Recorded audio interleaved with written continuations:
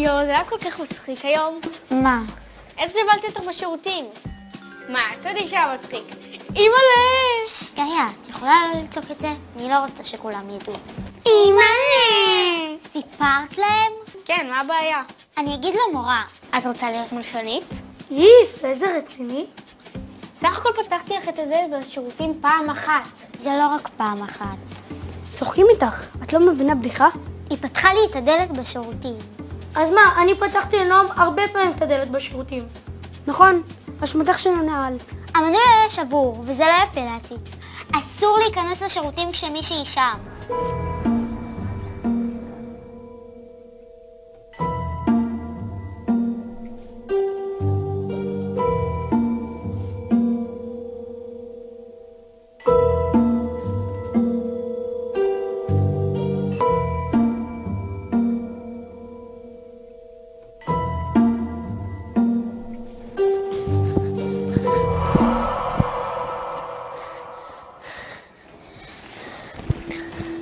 תמר? אוי, סליחה מורה, לא שמתי לב שזאת את. תמר, הכל בסדר? כן. את בטוחה? את לא נראית כל כך בסדר. לא קרה כלום, אני בסדר, את יכולה ללכת. תמר, אם לא תספרי לי, אני לא אוכל לעזור. גאיה פתחה לי את הדלת. פתחה את הדלת? איפה? כשהייתי בשירותים. אני מבינה. זה באמת לא נעים. גם אני הייתי מאוד נבהלת אם דבר כזה היה קורה לי. מתי זה קרה? אתמול. וזו פעם ראשונה? טוב מאוד שסיפרת לי. אני עכשיו הולכת לדבר עם גאיה. לא, אל תדברי איתה. כולם יגידו שאני מלשנית. פנייה לעזרה היא לא הלשנה. אם מישהו או מישהי פגעו בך, זה חשוב לספר. שדבר כזה לא יקרה לעוד מישהי. לא, היא בטח צחקה ואני פשוט לא הבנתי.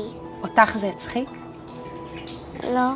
קודם כל, אסור לפתוח לאף אחד את הדלת בשירותים. השירותים הם מקום פרטי וזו ממש לא בדיחה. אם את גאיה זה הצחיק ואותך זה הביל, איפה פה הבדיחה? זכותך להרגיש בטוחה בבית הספר. אסור לאף אחד לאיים עלייך או להביל אותך. טוב מאוד שסיפרת לי. אני אטפל בזה. פנייה לעזרה היא לא הלשנה. אם מישהו פוגע בפרטיות שלנו. עושה משהו שלא נעים לנו. תמיד יש מה לעשות. 1, אומרים לא. 2, מתרחקים מהמקום. 3, משתפים אדם מבוגר שסומכים עליו. זאת לא אשמתנו, וחשוב לספר.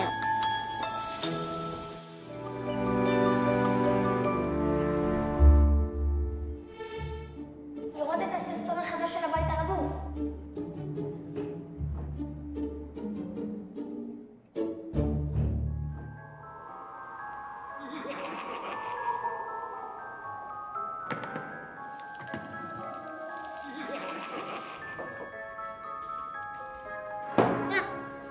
אם את לא רוצה מיץ תפוזים, אני יכולה להביא לך משהו אחר. מה? לא. אני פשוט קצת עייפה, אני לא באה ישנתי בלילה. את ראית את הסרטון הזה? לא.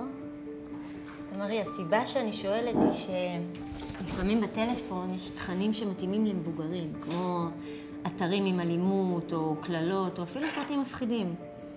אם אני הייתי רואה את הסרטון הזה, אפילו אני הייתי מפחדת. את יכולה לספר לי. ארי ומיקה ראו אותו, אז חשבתי שזה בסדר. בגלל זה לא ישנת בלילה? בבקשה, אל תכעסי. מתוקה שלי, אני לא כועסת, אני פשוט מודאגת. זאת בטח הייתה חוויה ממש לא נעימה. קנינו לך טלפון משלך כדי שנוכל להיות בקשר, אבל אבא ואני לא תמיד יכולים לפקח על כל דבר שאת עושה, ובגלל זה את צריכה לקחת אחריות ולדעת לשמור על עצמך, נכון? אבל הרבה ילדים ראו אותו, ואותם זה לא הפחיד. זה לא אומר שזה בסדר. עובדה שאת כן נבהלת, ואני בטוחה שאת לא היחידה. לאבא, אם את נתקלת בתכנים כאלה, תעצרי ותבואי לדבר איתי, בסדר? יאללה.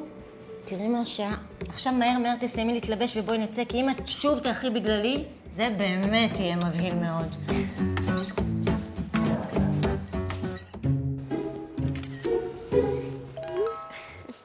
מי זה איתי? לא יודעת. תני לי לראות. תעני לו. נראה לך, אני אפילו לא מכירה אותו. כתוב פה הכל. הוא לומד בעיר שלנו, יש מלא תמונות שלו. נו, אל תגזימי, הוא נראה ממש סבבה. מה אני אעשה?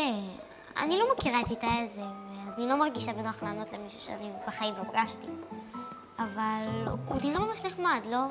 הוא בגיל שלנו, יש לו מלא חברים, והוא גר פה בעיר. אז הוא שלח לי הודעה, ואני לא רוצה להתעלם. מה אתם חושבים שאני צריכה לעשות?